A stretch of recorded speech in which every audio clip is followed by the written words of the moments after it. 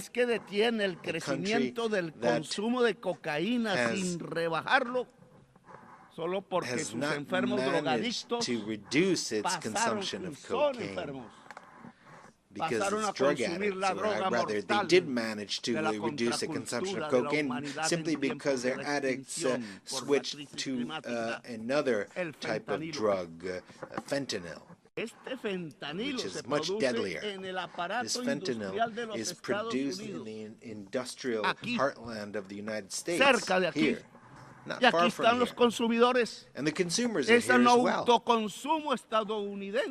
It's produced and consumed de lo que se ha podido entender in de the drogas United en la States. historia de la humanidad desde que That is, supimos del vino, del alcohol o de la cerveza. That is Adictos al fentanilo y a la gasolina. They're addicted to Venenos fentanyl totales and to de la gasoline, vida en el mundo. the Peor two la main poisons of life gasolina in que the el world. fentanilo. And gasoline is even worse than Solo los fentanyl. pueblos negros de aquí, Only the ancestrales black-skinned de people aquí, here, de más de those who 20,000 were años de ancestral here, antigüedad, that las were thousands of juventudes, years, las mujeres que no have been quieren here, ver morir or en young masa a people, sus hijos, who don't, or blancas, women who negras, de don't todos want to los see their colores, children die of any que aún color of their piensan, skin. gentes que aún piensan, no duermen bajo el fentanilo People o are bajo la still- televisión mentirosa are still y que pueden detener la hooked tiranía on fentanyl dentro de Estados or Unidos hooked on mismo television. Only y en they el can mundo. stop this Los ciudadanos que salen a las calles en domination by the California, United States. The en people Nueva York, who have en Filadelfia, taken to the donde streets se in tocó la California, in campana New de la York, in libertad, Philadelphia, where the a Liberty pesar Bell de los stands, in ejércitos que spite manda of Trump contra su the propio pueblo the National Guard para that Trump amedrentarlo sends out against a its los own estados people de las to ciudadanías shut them up, libres, en los mismos estados to the que states dejan de that estar are free. unidos hoy ante la tiranía. These De states mal are en peor, no el longer presidente de los uniting their Estados efforts in the Unidos no face ve of que han tyranny. caído asesinados 1 millón de The latinoamericanos, President of the United States does entre not sí know that mismos, a million Latin el Americans mayor have died. porcentaje de ellos compuesto por colombianos, The largest y share of otro them from millón morirá Colombia, de and norteamericanos another million will por el die in fentanilo en North 10 años. America in 10 years because of La fentanyl. cocaína mataba por venenos que le mezclaban 3,000 personas al año en este país. Cocaine killed Hoy el 3,000 fentanilo people a year. mata Today, 100,000, 33 fentanyl kills veces más. 130 Mejoró Estados per year, Unidos 30 con times 50 more. años de una política absurda. That is the outcome O of 30 empeoró years y by the está United conduciendo a States su of a policy sociedad that is absurd a la and that is muerte leading its dantesca de la society droga que to mata the el horrific cerebro y el death pulmón. due to drugs that kill En esa mortandad the de brain. la humanidad, Trump no solo deja que caigan misiles In contra this los jóvenes en situation, el Trump Caribe, not only allows missiles to be no fired solo at young people in encarcela the y Caribbean, encadena does not migrantes, only sino que imprison permite migrants, que but lancen also misiles contra allows niños, missiles jóvenes, to be mujeres y killed viejos en against Gaza. children, Se hace women, and cómplice old del people in genocidio Gaza. porque He es is genocidio an y hay que accomplice to gritarlo genocide. una y otra vez. It is a Este genocide, recinto es and we need to testigo prevent mudo it. y This cómplice de un forum genocidio is a en el mute mundo de hoy. witness to a Cuando genocide. creíamos que era solo In propiedad de a Hitler. world where we thought Trump that no this was habla de something only democracia, a legacy of no Hitler. habla de crisis climática, no habla Here de they don't vida, speak of solo life, amenaza y of, mata y of, deja matar a decenas de the miles. climate crisis. En cambio, What is en mi happening is gobierno, the death of en Colombia, thousands no of hemos children. aumentado la tasa de Meanwhile, homicidio. we in Colombia have Tenemos la not tasa de increased desempleo más baja the del rate of siglo killings. del We have país. the lowest Tenemos la tasa de unemployment pobreza rate más in the baja country del this siglo century. We en have nuestras estadísticas. E impulsamos we nuestra have the agricultura lowest unemployment rates. 10% We anual have real y developed nuestra our industria al agriculture by 5% anual. 10% and Y our llegaron industry by turistas como nunca 5%. por millones We a have mirar more tourists than nuestra ever enorme belleza, el país de la who have come belleza to y de la see diversidad the natural y beauties humana y of our cultural. country, our Y cultural and buscamos paz natural beauties. hablando con narcos y rebeldes. And we are seeking No me da peace pena hablar. by negotiating with drug Hablar traffickers and siempre with para salvar rebels. vidas, I will poniendo por always be principio la ready to discuss, erradicación to total de negotiate, las to save economías lives. ilícitas y la erradicación de los cultivos de hoja de coca por voluntad misma de los campesinos que están cansados de la violencia. No nos dejamos sobornar de los narcos, como sí sucedió en gobiernos pasados de Colombia. Y ya llevamos 25,000 hectáreas erradicadas voluntariamente. Tenemos éxito en nuestra política nueva, que no es de drogas, es It's not an anti-drug policy, but an anti-drug traffickers policy. That is something different. And we're grateful to the countries that have helped us, such as Qatar, Cuba, Mexico, Vatican, Norway, Brazil, and Venezuela. No le agradecemos a los que nos quieren llevar a la guerra entre nosotros mismos. We don't want to thank those who want to sow Escuchen, war señoras between y us. señores del mundo. América Latina no es solo coca o terroristas o narcotraficantes. América Latina tiene potencialmente 1.400 gigas de capacidad anual de energía eléctrica limpia, basada en el agua, el viento y el sol. Renewable Estados Unidos en el norte, aquí, demanda todos los años 1.200 gigas de energía. The United que States hoy has son a en un huge demand for 70% energy, fósiles, and 70% es decir, of it is filled basadas by en fossil carbón, gas y fuels, petróleo. in other words, based on carbon. América coal, Latina, gas. si desarrolla su potencial de energía limpia, Latin America is podrá developing limpiar its, toda la matriz de clean energía energy, fósil de los Estados Unidos. potential, Oigan eso. and we can Falta el dinero. satisfy the Y se entire demand produciría of el the mayor United States for aporte a la energy. superación de la What crisis is necessary climática, is hoy investment, casi sin and we pasos would make the adelante. biggest contribution Entre el to fighting potencial de climate energía change. limpia y la enorme esponja Given the huge potential absorbente de la for selva clean energy amazónica, and América Latina sería la capacity to vanguardia humana absorb que podría dar by el primer paso cierto y the Amazon. contundente para salvar la vida del planeta y a la humanidad toda. Tremendous contribution to save Solo se the necesitan life on this $600,000 millones de dólares all that is necessary, $600 para desarrollar su billion potencial. to develop this Lo mismo potential. puede hacer África con Europa. Africa and Europe can La do the suma de same. este aspecto de descarbonización fundamental nos daría $1.2 billion de dólares o $1.2 trillion, como se habla en inglés. With over $1 trillion, Estos dineros ya $1.3 trillion. están en las arcas guardados en This Estados is money Unidos, that is already Europa, in the China. treasuries of Pero no United se mueve States, ni un Europe, dólar.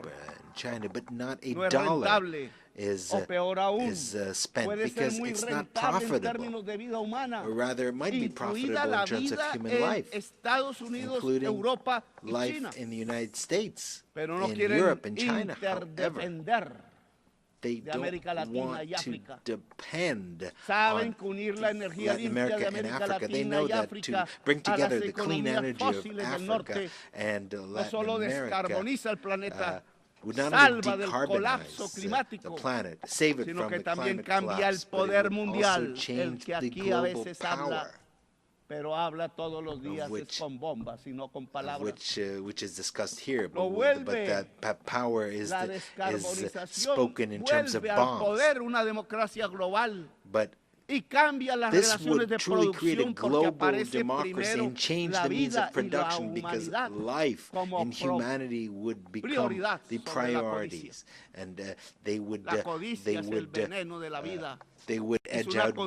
contradicción Greed is the antagónica, poison como of dijera life. alguna vez Mao, pero no pensando en patrones y obreros, sino And entre la codicia Mao y spoke la of vida this. misma del planeta Tierra.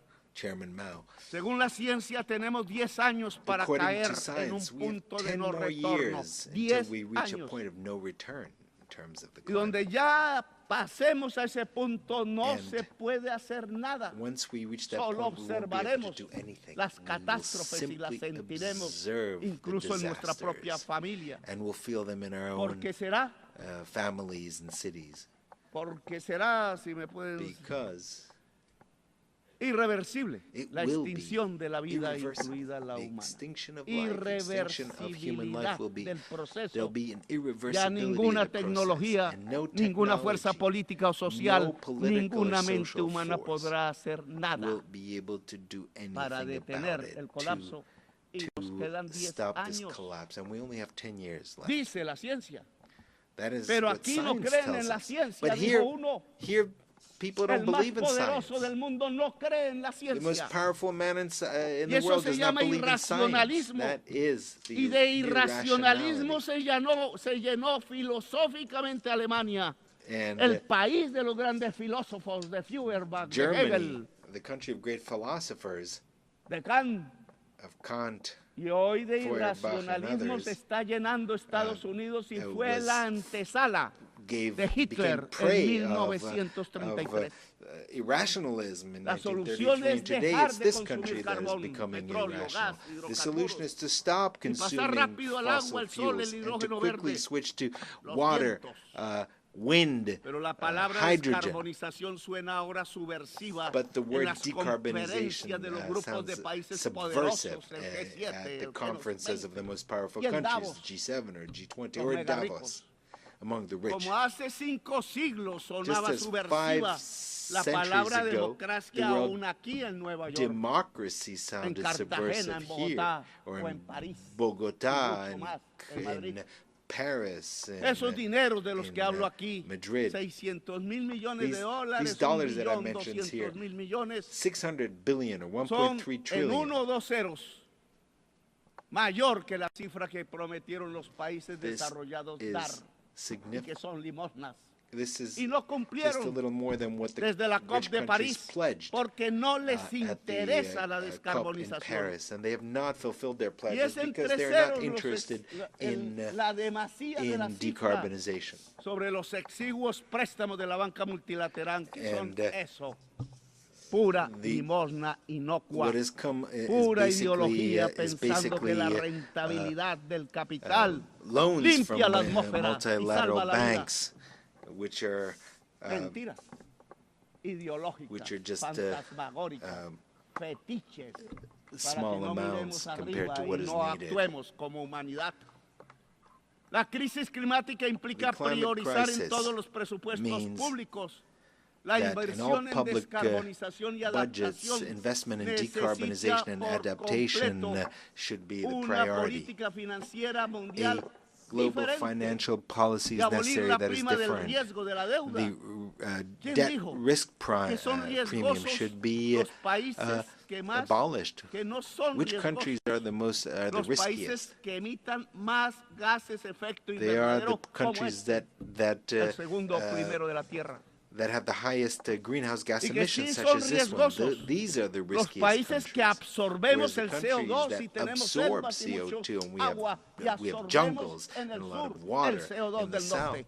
We absorb Porque the el mercado CO2 of dice the lo north. contrario, si no es porque está equivocado y va But camino the al abismo de la vida. market does not Se agree with that. necesita condonar deuda en los países más pobres.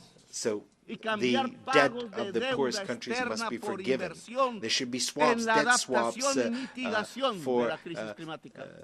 adaptation and Sí, mitigation señores de la and China y investment Alemania y in the Estados climate Unidos crisis. y Wall Street y París y la Bolsa de People Londres. from the United States and those Ustedes quieren from recoger Wall los Street, intereses from de la deuda London, externa you en want nuestros to países. collect the Encontrarán interest payments cementerios y from muertos the y debt cuando of vayan our a countries. recogerlo What you will ustedes find también eventually serán is cementerios y muertos. No cemeteries sirve because ese we'll dinero all be dead. en medio de The money will be useless in the midst of all the He cemeteries. aquí otra palabra subversiva. Another subversive Planificar. word is to Plan. plan.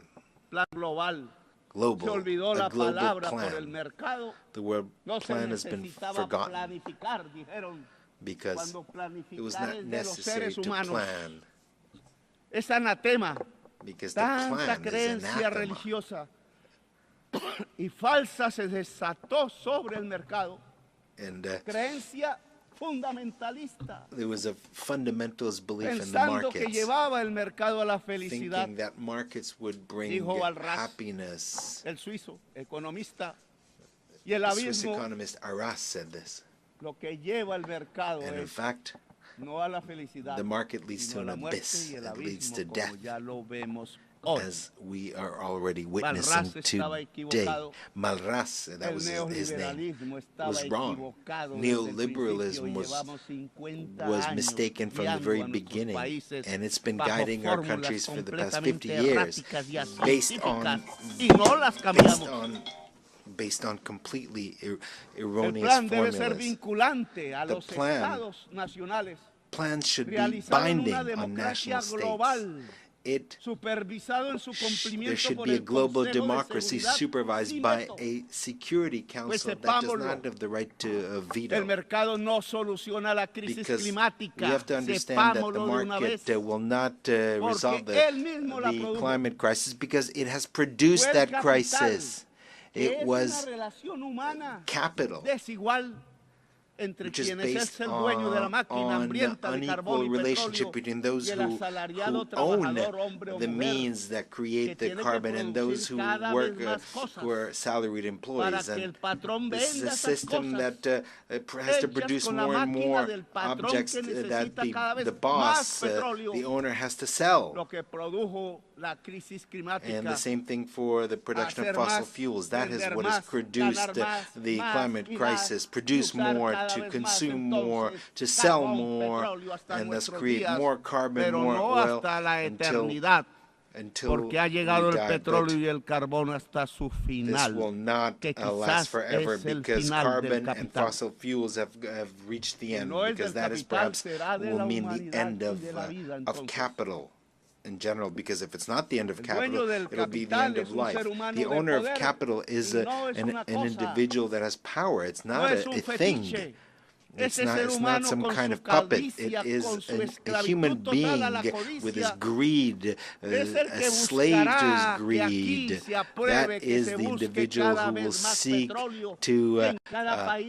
to make sure that more and more oil is produced in their countries, even if it poisons his life, and continue to dig for more oil, even if it destroys the atmosphere and destroys life. So we have to choose either life or greed, either the Stone Age or local and global democracy. Freedom or death, as Bolivar said. And that was his slogan, his red and black, white and white banner. Freedom red, death black, and possible peace white. That is what is necessary, is a revolution by the peoples of the world to overcome the climate crisis and not to allow this crisis to reach a global collapse. It is a revolution of the united peoples, of civilizations that need to engage in dialogue, more than states themselves. It is a revolution of entire humanity to save life on the planet, and perhaps with the cooperation of certain governments that want to support life. Today, the United Nations is experiencing a crisis, and there's a need to transform it. Today, we have nation-states gathered here who no longer have power, and that no matter how much they vote, they are ignored, because the nation-state has also reached its decadence, its ultimate fall. Because capital has become global. It's not contained in a state. Pero Stalin no tenía las entendederas. Socialism para ello y creyó más en la tribu y condenó en Yalta una revolución mundial. En España, en Italia, en Grecia y quizás hubiera sido América Latina y otros. La humanidad es el nuevo sujeto político que aparece. No el Estado-nación. Y por tanto, Naciones Unidas se tiene que volver y transformar en una humanidad unida, aunque diversa. Está apareciendo un nuevo sujeto político en la historia humana. Y es importante y me parece espectacular. Y es que superamos la idea del Estado-nación para convertirnos en humanidad. Pero esa humanidad, para que esté unida y sea única en la acción, tiene que tener democracia en todo el mundo. Tiene que tener diálogo permanente en medio de la diversidad. Es la diferencia lo que nos impulsa la posibilidad de una coordinación eficaz de la acción a escala mundial. Humanidad que dialoga, sí. Humanidad civil, sí. Humanidad profundamente democrática, sí. Ojalá una humanidad de personas libres, que es su definición, su sinónimo, porque no puede haber humanidad esclava. La humanidad esclava no es humanidad, es bestia. Es bestia el que esclaviza, pone cadenas a migrantes, lanza misiles sobre jóvenes, acribilla con misiles niños y niñas en un poblado muy cerca donde nació Jesús. Esto ya no se resuelve con estados que hablan, y no se resuelve con gobernantes sobornados por el petróleo y dispuestos a lanzar misiles a los pueblos del sur. Un nuevo sujeto político entonces aparece, la humanidad unida y diversa en sus culturas. Mientras el colapso se acerca y mientras las sociedades viejas y blancas de Europa y Estados Unidos siguen aplaudiendo a sus nuevos Hitlers de moda, no escuchan ni a sus jóvenes, ni a sus niños, ni a la humanidad, ni a las estrellas, ni a sus abuelos que murieron como héroes en los campos de Europa luchando de verdad contra Hitler y su idea criminal de una raza superior. Hoy hacen lo mismo que Hitler. Construyen campos de concentración para migrantes y aplauden las mayorías electorales y dicen que son de una raza inferior los migrantes. Y colectivizan culpas en ellos como hicieron con los judíos y lo llaman terroristas inferiores y ladrones, narcotraficantes todos, dicen. They call them drug traffickers and la mayoría de thieves, los narcotraficantes son rubios y majority de ojos azules of drug traffickers are blonde and have blue eyes, and they keep their fortunes in the largest banks in the world. They don't live in Bogota or in Gaza. They live in Miami. They are neighbors of President Trump. They live in Dubai or in Paris or London. They don't live where there's poverty, but the missiles are fired. Mentira que el tren de Aragua es terrorista. Solo son delincuentes comunes en forma de banda, agrandados por la estúpida idea de bloquear a Venezuela y quedarse con su petróleo pesado y ya venenoso. Los migrantes no son delincuentes. No tienen que llevarlos a campos de concentración ni expulsarlos encadenados. La migración no es sino el producto del bloqueo a los países más pobres, como Irak o Irán o Cuba o Venezuela. El bloqueo económico no es más que un genocidio. La migración no es sino el producto del empobrecimiento de los países más pobres por una deuda impagable y codiciosa. La migración no es más sino la consecuencia de las guerras y las invasiones por el petróleo desatadas por Estados Unidos y la Europa de la OTAN. La migración no es más sino la consecuencia de la crisis climática que transita a colapso y que deja sin agua las tierras del trópico, porque al aumentar el calor se evapora el líquido vital. La solución a la migración es otra, o muy diferente a las cadenas, a las cárceles, a los misiles. No hay raza superior, señores. No hay pueblo elegido de Dios. No lo es ni Estados Unidos ni Israel. Ignorantes fundamentalistas de extrema derecha piensan así. El pueblo elegido de Dios es la humanidad toda.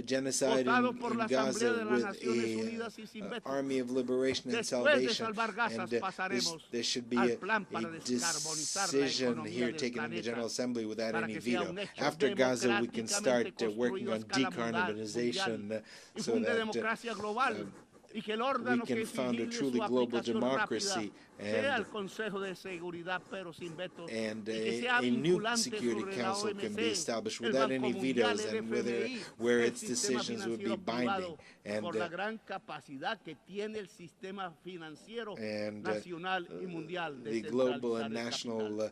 financial system should be based on decentralized capital. That is the way that humankind can regulate capital, to subordinate capital to life, to regulate it to people.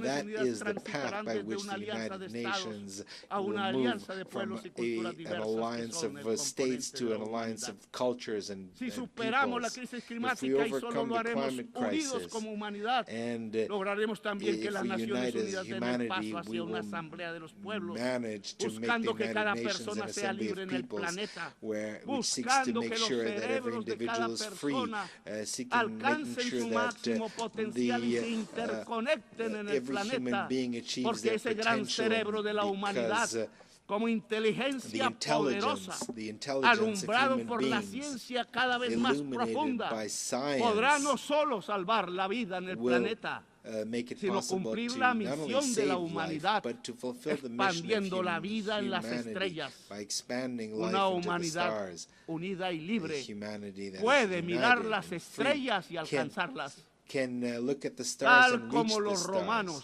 as the legionarios Romans, pensaron the algún día legionnaires, antiguo, thought of allí cuando se inventaron las palabras Judea, en latín ad astra. when they Ad astra hasta use las the word estrellas siempre astra or star. es la hora de la libertad o la muerte, It's y es the real time of la freedom muerte en or death. misiles, pero también es real la Real death libertad for missiles, en but el freedom is corazón also humano y su real capacidad in de unión, the heart of de human rebelión beings and its y de capacity existencia. to Gracias, rebel muy amable. and to resist. Thank you very much.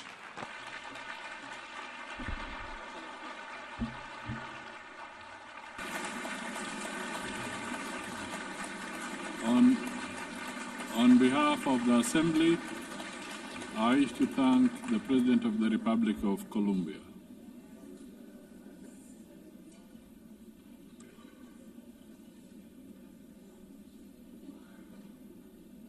The Assembly will now hear an address by His Excellency Karol Nawrocki, President of the Republic of Poland. I request protocol to escort His Excellency and invite him to address the Assembly.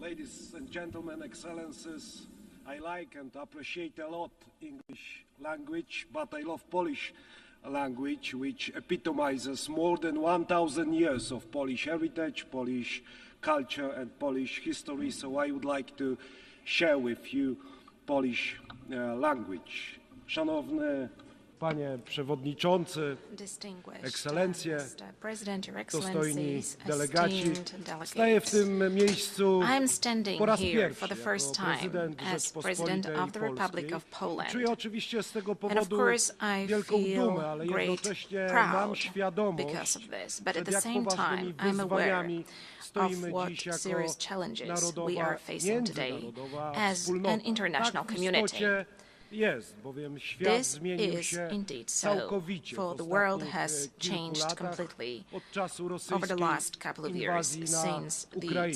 24 lutego 2022 roku zostaliśmy brutalnie wszyscy wybudzeni z błogiego snu o świecie końca historii. Historia się nie skończyła i historia się nie skończy.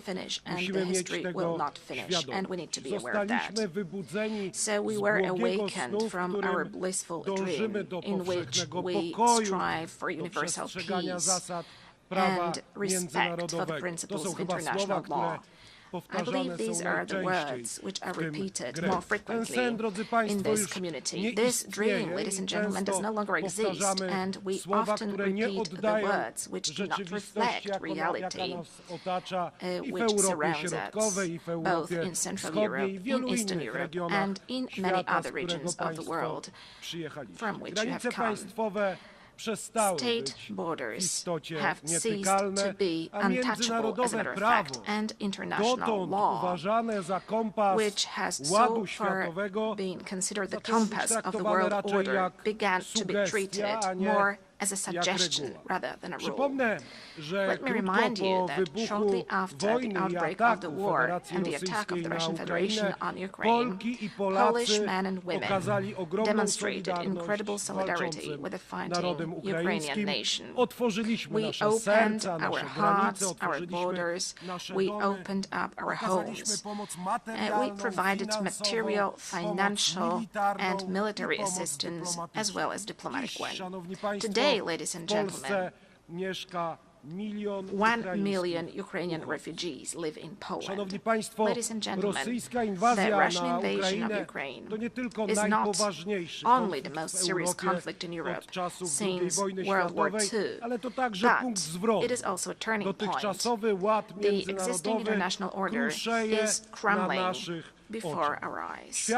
The world has entered a new and dangerous era of rivalry between great powers, breaking rules and testing how far one can go before someone says a clear enough stop. The principle of sovereignty.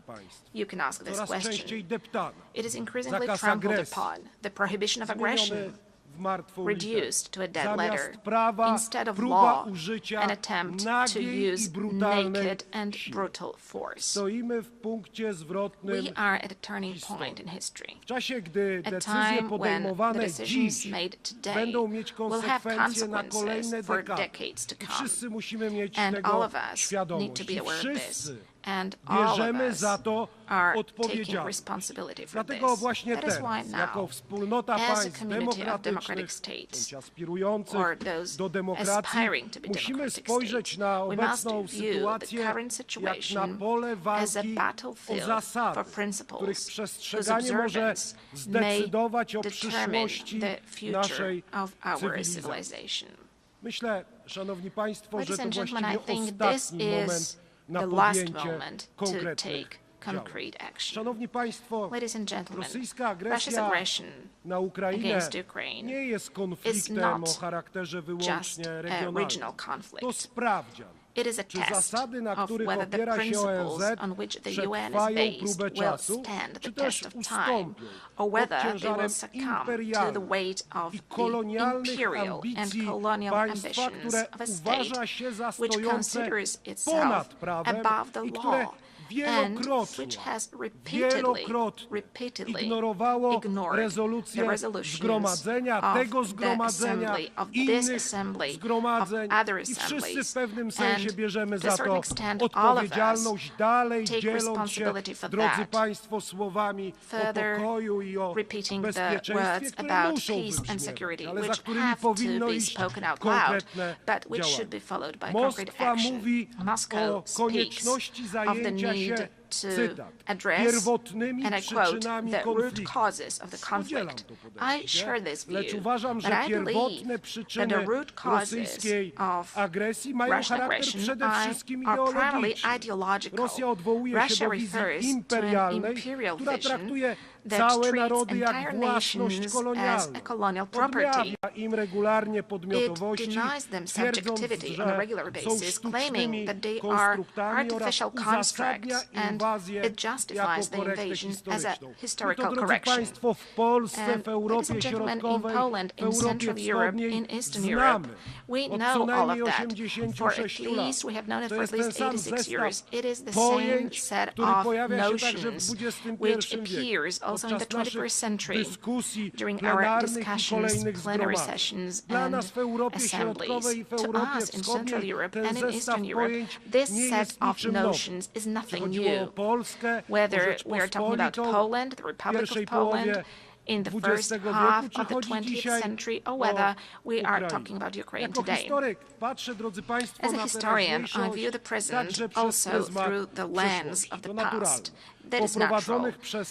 After centuries of conquests, wars, partitions, deportations, rapes, and crimes, in the 20th and the 21st century, Russia has simply not abandoned its imperial ambitions.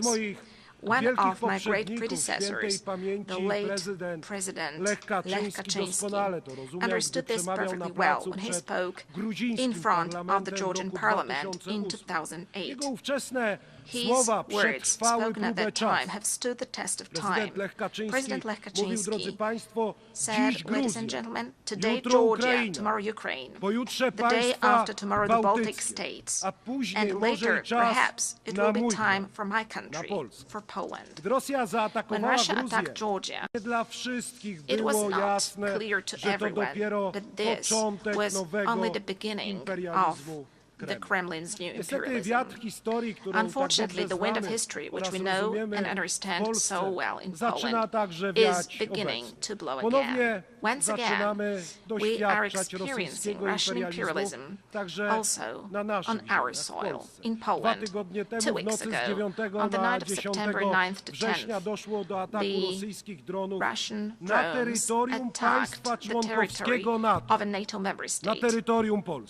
On the territory of Poland, a dozen or so drones violated my country's borders deliberately, because I assure you, ladies and gentlemen, that this was not a coincidence. It happened on orders issued in the capital of a country which is a permanent member of the Security Council. As a result, for the first time since World War II, Poland was forced to open fire on hostile objects over our territory. And rest assured, ladies and gentlemen, as Commander-in-Chief of the Armed Forces and as President of Poland, that Poland will always react adequately and it stands ready to defend its territory. Poles, ladies and gentlemen, were not scared of the Soviets in 1920, and they defended the European civilization. They defended the Soviets in 1920. Polish people and the countries of Central Europe did not give up their spirit of freedom and sovereignty for 45 years of Soviet colonialism after 1945. And Polish people, as well as countries of Central and Eastern Europe, will not be scared of Russian drones either. But, ladies and gentlemen, this is not the point. The point is, how long are we going to agree to such acts of violating our international community? And that is precisely why, ladies and gentlemen, in Poland we're allocating significant amounts to develop our defense capabilities. That is why we are building the resilience of our country, but also of our part of Europe. Since the victims of similar provocations by Russia are also the Baltic states, our friends, the Estonians, for example, as well as Romania. As a leader in the region, we are working to strengthen the close ties among the Bucharest 9 countries, and that is why we are developing cooperation within the 3 Cs initiative. As the voice of the region, we emphasize that we do not consent to Moscow's ruthless acts of provocation against us and other European nations, testing our reactions and intimidating our societies. We do not agree to that. Distinguished delegates, neo-imperial and neo-colonial Russia is attempting to destroy the architecture of international security before our eyes. It violates international law, reinforces divisions, and strives to revive the concert of powers. Many countries present in this hall today are well aware of the tragedy of borders drawn by force and decisions taken over the heads of nations. Historical experiences, often so difficult for my country, shows that lasting peace cannot be built on rewarding aggression. On rewarding aggression. We cannot agree to territorial integrity and sovereignty being violated. Russia's current actions do not indicate a willingness to pursue genuine peace, declarations of dialogue, and this is something we know as well, are accompanied by military offensives and attacks on more attacks, with victims being civilians, including children. Always when Moscow says peace, what it actually means is surrender of the one who it considers its enemy. Russia needs to end the war and accept full responsibility for it. Holding Russia accountable should be our common duty. The perpetrators of all international crimes,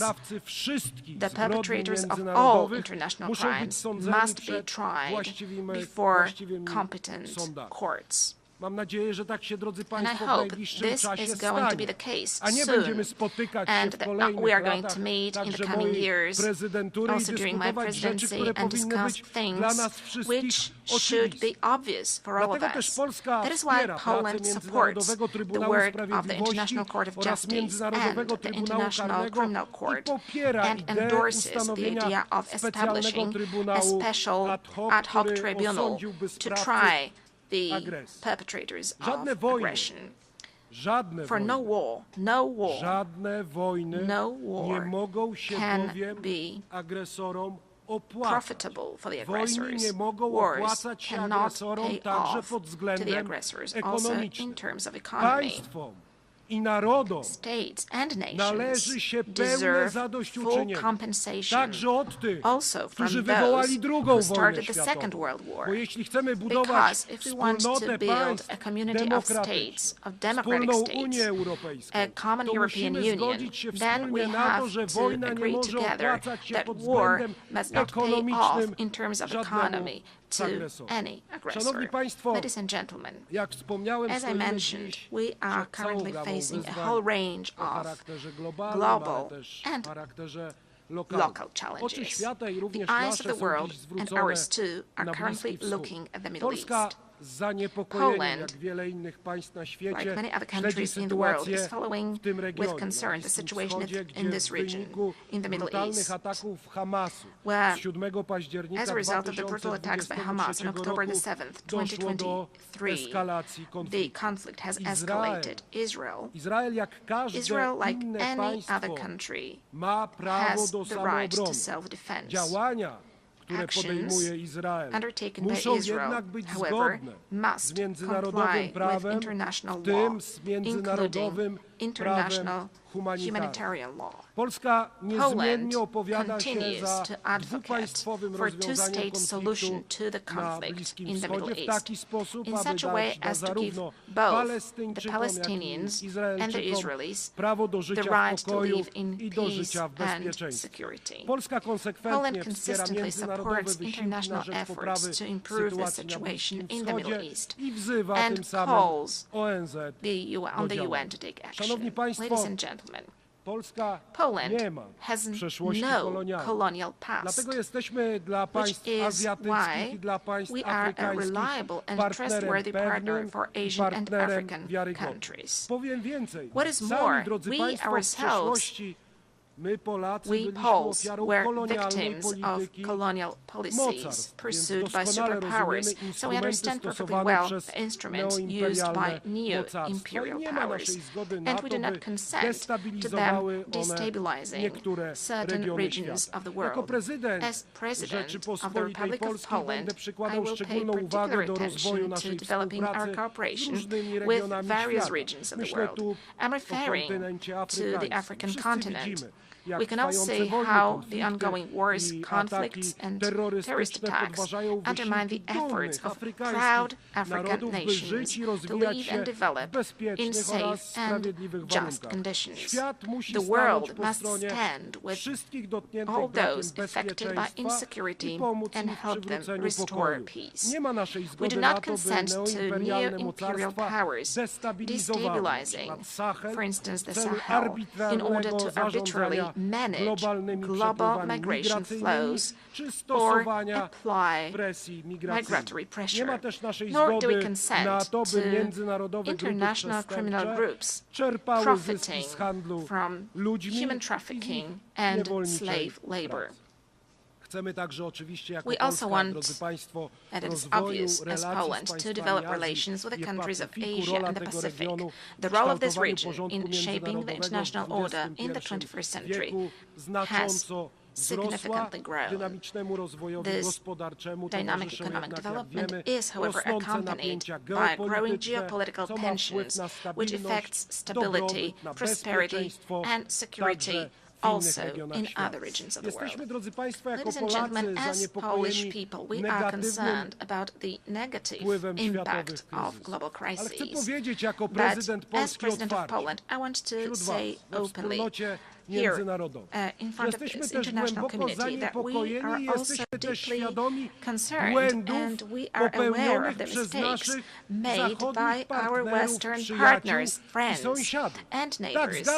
Yes, I agree with President Donald Trump that in recent years, and that is something that we were warning against as Poles, and this was the signal sent also by Central European countries, Eastern European countries. Europe is deep in ideological madness. This led to bad decisions on migration. This led to green craziness, green madness, the Green Deal, which is destroying economic markets and also agricultural markets. Yes, the very same Europe, our friends and our partners with whom we want to build a common European Union, for many years, we're subsidizing the Russian Federation buying Russian cheap gas. Ladies and gentlemen, in Poland as well as in Central Europe, we know all of that, and we are glad whenever the leaders of the European countries, Western European countries, draw conclusions and when they listen to our voice. Ladies and gentlemen, development and humanitarian aid are an integral part of our country's foreign policy in terms of building global peace, security, and development. We see it as a joint investment in our future, security, stability, and prosperity. We are present with our support in many areas in Africa, in Eastern Europe, and in the Middle East. Distinguished delegates. Poland, a co-founder of the United Nations, is the world's 20th largest economy and a country which has successfully transformed itself over the past 30 years from a developing country into a developed country and from a centrally planned economy into a market economy. This unique experience allows us to make a significant contribution to UN discussions on development, combining the perspectives of the global East and the global West, as well as North and South.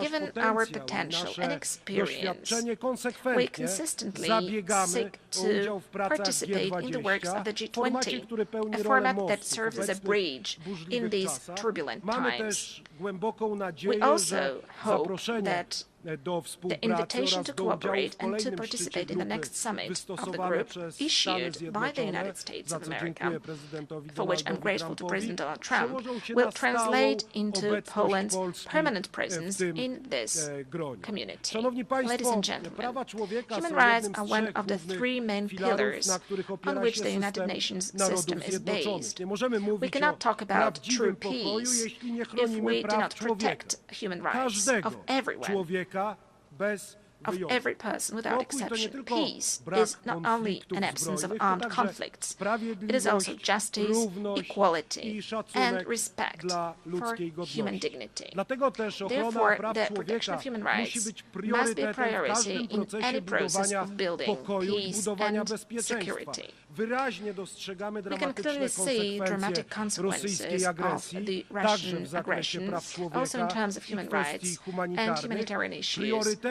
Our priority, the priority of Poland, Polish people, is also the situation of human rights in Belarus. We must firmly defend human rights also in the most fundamental dimension, I'm speaking about the right to life of the defenseless, from conception to natural death. We are protecting our families as the place of happiness, love, and bringing up children. We are speaking up as Poland in a loud voice for one of the most persecuted groups in the world, Christians. We consider the Human Rights Council to be the main human rights body within the United Nations system, playing a key role in ensuring compliance with human rights standards. That is why Poland has submitted its candidacy for membership of the Human Rights Council for the period 2029-2031. Our candidacy reflects our commitment to promoting and protecting human rights around the world. Distinguished Mr. President, Your Excellencies, esteemed delegates, the United Nations was established 80 years ago. This anniversary shows how far we have come, but also how many challenges still lie ahead. Today we know that international cooperation is not an option, it is a necessity for all of us. It is unacceptable that aggressors begin to march with impunity through other people's territories and perpetrators of war crimes sleep peacefully without accountability every day. Let me remind you that after World War II, there was no room for relativizing crimes, at least in case of the most important commanders who gave orders. There was Nuremberg, there was a court, there was a name and a family name. There was a charge and a sentence, because it was not just about revenge, it was about principles, and today it's also about principles to make sure that crime is not rewarded and that the law is never replaced by force. Today we must return to that spirit. We must build an international system of accountability that will not hesitate to call evil by its name, regardless of the flag it bears on its shoulder. We must make it clear there are borders, there are human rights, there is international law, and anyone who violates it should face severe consequences. But it is not going to happen by itself, ladies and gentlemen, for the world order is not given once and for all. It depends precisely on us, on the governments, institutions, but most importantly, on societies. As one of the Nobel Peace Prize laureates once said, neutrality helps the oppressor always, never the victim. Silence encourages the tormentor, never the tormented. Let these words be not just a warning, but also a call to action. To action here and now. Thank you for your attention.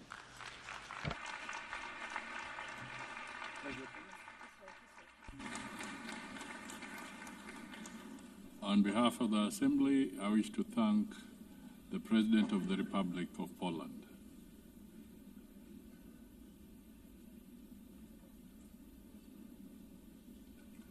The Assembly will now hear an address by His Excellency Daniel Francisco Chapo, President of the Republic of Mozambique.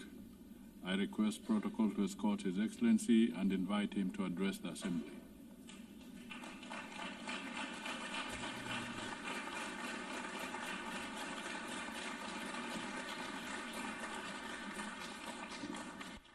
Muito obrigado.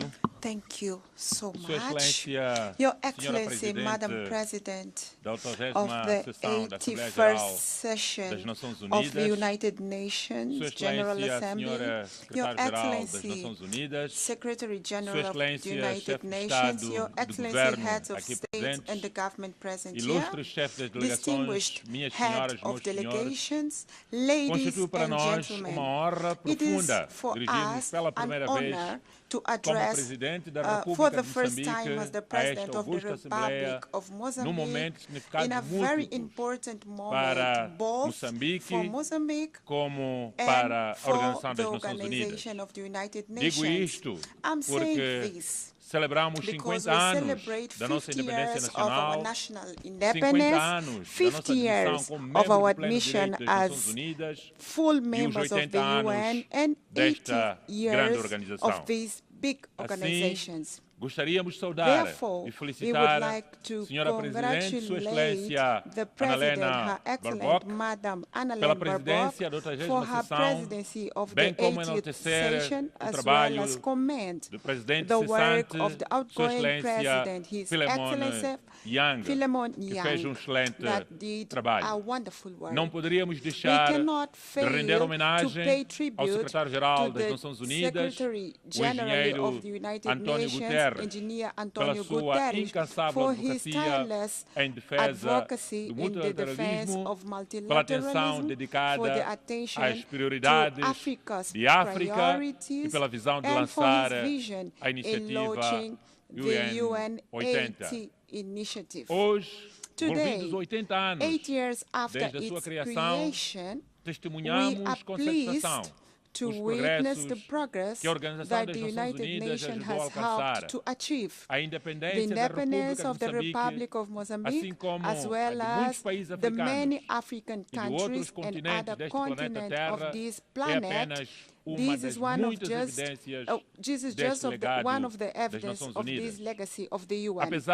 Despite multiple challenges that the UN faces, it remains firm at the forefront of the global processes, which is why we emphasize that any reform effort aimed at making it more responsive and with better capacity to address contemporary realities will only be complete when we include the reform of the Security Council of the UN.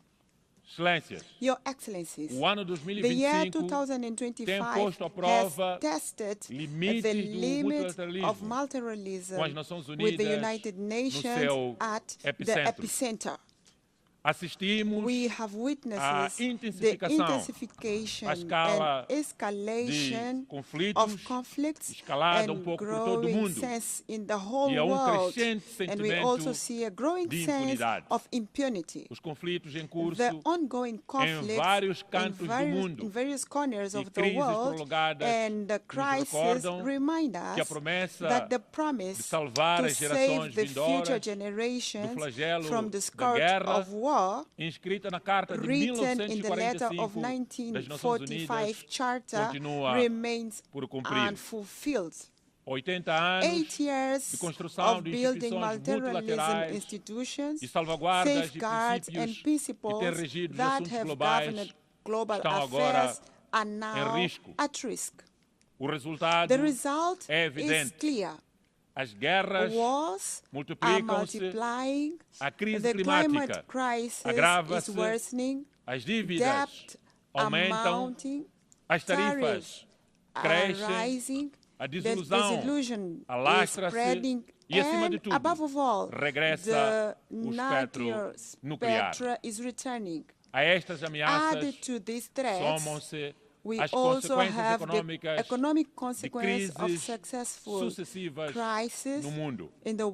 A pandemia da Covid-19, a guerra na Europa, no Médio Oriente e as guerras em África, do aumento do preço das matérias-primas à volatilidade financeira global. Tudo isto gera dívidas insustentáveis e desigualdades cada vez mais profundas na sociedade. Assistimos também a preocupante retrocesso dos compromissos internacionalmente acordados. Faltando apenas 5 anos para 2030, a agenda para o desenvolvimento sustentável encontra-se em risco, pois as metas ainda não foram cumpridas e falta muito por cumprir. E a crise climática acelera e intensifica todas as outras que nós conhecemos. Secas transformam-se em fome, ciclones em catástrofes humanitárias, deslocações em desespero, displaces into despair, which is exploited by unscrupulous stakeholders. It was in this context that the historic opinion of the International Court of Justice of 23rd of July 2025 unequivocally reaffirmed that the states have binding legal obligations to protect the climate and the environment from the greenhouse gas emissions. This is a milestone of universal significance. For countries such as Mozambique, which bears no historical responsibility for the climate crisis, but are amongst those that are the hardest hit by its consequences. Droughts, cyclones, floods, inundations.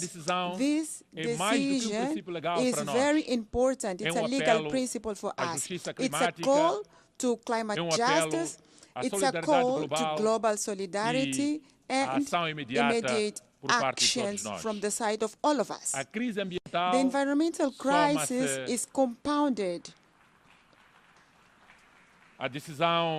by the technological challenge. Artificial intelligence and other emerging technologies offer extraordinary opportunities, but also serious risks of exclusion, manipulation of the society, and even militarization throughout autonomous weapons. These advances pose new challenges to the defense and human dignity, justice, and labor. As long as we do not fully understand how these models work, we cannot entrust them critical tasks without robust safeguards in place. Otherwise, we are going to destroy the world. For that reason, Mozambique advocates a technological and climate diplomacy capable of regulating risk and democratizing benefits through genuine transfer and sharing of knowledge, of technology, so that the science and technology are not factors of exclusion, but rather instruments of climate justice and inclusive development in the world. Faced with these interconnected challenges, our continent, Africa, can and must play an active role in defining international roles and standards, formulating principles and scientific ethics, and determining research priorities, ensuring that technology innovation is always at the service of the humanity and not at the service of destruction of the humanity.